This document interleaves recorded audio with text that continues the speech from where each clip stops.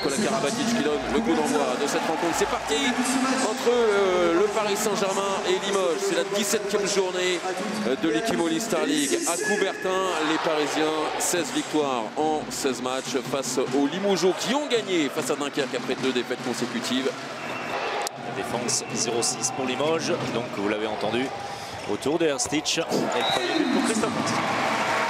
Passer dans l'intervalle, mais pas la solution face à Vincent Gérard. L'interception d'Hichem Daoud sur la relation entre Mikel Hansen et Nicolas Karabatic. Cette fois-ci, il va s'imposer. Lance courte avec Lombroso. Dolenez toujours pour donner de la vitesse. Et Lombroso dans un deuxième temps. Passé dans cette première période. Plus 2 pour les Limougeaux. Kamil Sipchak. Parfaitement servi le jeu à 2 avec le pivot. Et attention derrière. L'homme à tout faire au Limoges. Il fait beaucoup au Limoges. Il nous a souvent vanté à juste titre le travail effectué par ce club qui a grandi très vite, qui veut s'établir parmi les meilleurs clubs français. C'est bien fait dégager par Mathieu Gréby. Yoret Dolenez est hors secteur, il est bien servi derrière par Jérémy Suti, intelligemment. Un petit peu de réussite, le ballon qui revient dans les mains des Limougeaux après la perte de balle. Nico Karabatic, la passe de décalage pour Ferran Solesala. C'est propre, c'est clair. Yoret Dolenez, c'est Karabatic. Christophe en position impeccable, au tir suspension point long. C'est à Vincent Gérard. Derrière le tir par en dessous. Ça y est, il est lancé dans son match. Mikel Hansen. Ah, c'est bien parti. C'est bien parti. Erstich le Schwenker. La parade de Vincent Gérard. Et Mikel Hansen derrière qui peut remonter. Le ballon qui est passé au-dessus de Lombroso. Et sur la fin de la montée de balle. Étant au compte. Vraiment, il est partout. Oui, et la bonne doublette aussi avec Henrik Torstensen. Là, c'est passé. Mais derrière, il y a Vincent Gérard qui vient fermer. Se plaint d'une faute. Yoret Dolenez, il semble avoir été touché sur son passage d'intervalle. Derrière, Mathieu Gréby. Il faut pouvoir le contrôler. Erstich, la bonne lecture de Vincent Gérard et le but de Christophe Hans, car le but est vite. Voilà, ça commence par la parade. La bonne lecture. Ouais, bonne lecture de Jérémy Suti qui peut partir en contre-attaque face à Vincent Gérard. Il va venir tirer coin long. Pas eu de feinte. Il est allé là aussi au plus simple. Lombroso qui repart sur le côté droit avant de repliquer. Attention, il va y avoir des dégâts. Il va même y avoir concertation entre les arbitres. On va revoir tout ça calmement. Voilà le carton rouge pour le Danois. Alors pas du tout d'accord. Qui a été pris par le dernier mouvement de Lombroso et qui s'est retrouvé accroché à son bras. Carton bleu même. Carton bleu avec un rapport.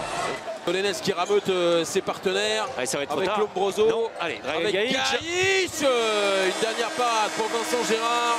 Et vont rester là dans une première période extrêmement vivante. C'est le moins que l'on puisse dire.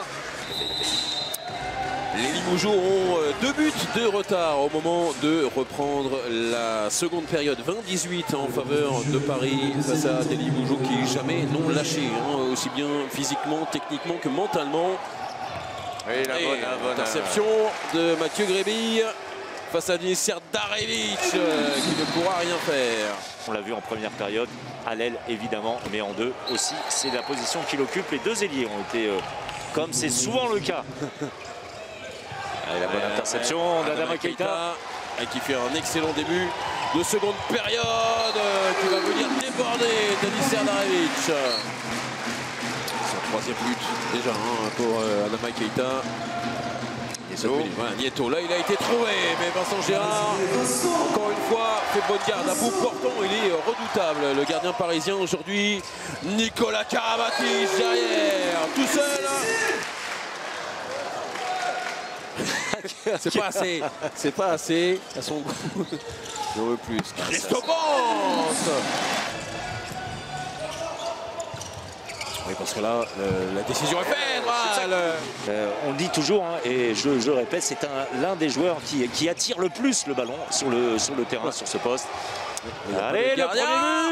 Allez, voilà l'enclume dans un but vide. Cette fois, préféré tirer au sol, public conquis, public habitué à voir beaucoup de buts. Ce ne sera pas un record, François Xavier. Et on va en rester là avec cette très large victoire des Parisiens. Énorme coup d'accélérateur au retour des vestiaires, un petit peu comme toujours. Les Parisiens qui s'imposent sans aucune contestation, 44 à 29 face à des Limogeaux qui auront tenu une mi-temps. Le match contre Paris, c'est bonus pour tout le monde. Voilà, presque moitié d'équipes ne sont pas encore jouées contre Paris. C'est bien sûr un spectacle. Mais ok, on a bien joué 30 minutes. Après, on a eu encore les problèmes sur le défense 5 ans, comme l'année dernière contre Paris. Mais oui, je suis d'accord. Il y a des matchs qui vont venir pour nous. Presque tous les matchs pour nous, c'est important. Mais là, on va enchaîner 3 matchs. Il faut gagner des points. Il ne faut pas se cacher. Merci beaucoup, Dragan. Merci. Bon retour à Limoges, merci beaucoup. Ce qui est dommage, on démarre plutôt bien le match, on fait un écart, alors ils se battent et ils reviennent en fin de première. C'est cette partie-là qui n'est pas satisfaisante parce qu'on ne doit pas revenir avec 2 buts d'avance. Au vu de la physionomie de la première mi-temps, on doit revenir avec plus. Et après, bon, on passe en 5-1 et c'est aussi bien aussi de travailler des matchs. C'est notre premier match où on est en difficulté pendant toute une mi-temps. Donc c'est aussi bien de travailler dans ces conditions. Et Limoges, c'est une belle équipe qui aurait mérité peut-être mieux contre Montpellier, qui a battu Dunkerque récemment. Et forcément, on s'attendait à un match difficile et ça l'a été. C'est bien d'avoir ce genre de confrontation avant d'affronter Flensburg en Ligue des Champions. Voilà le retour de la Ligue des Champions après ce match qui a été reporté cette semaine. Il y aura Veszprém aussi au mois de mars. Là, ça va être du très costaud. Oui, on a récupéré depuis le retour. Là, c'est vrai qu'on ne peut pas se plaindre avec cette annulation du match en Ukraine. On n'a fait qu'un match par semaine. Alors du coup, on travaille plus à l'entraînement. Je ne sais pas ce qui est le mieux, mais oui, c'est bien parce qu'il nous attend du lourd. Et si on veut espérer finir dans les 2 premiers de cette poule en Ligue des Champions, il faut qu'on fasse 3 sur 3 clairement.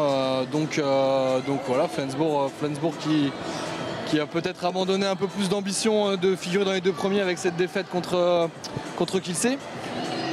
Des gros matchs avec des gros joueurs, mais bon, ça fait du bien de jouer, de voir du monde et des gens qui s'enflamment, c'est très sympa.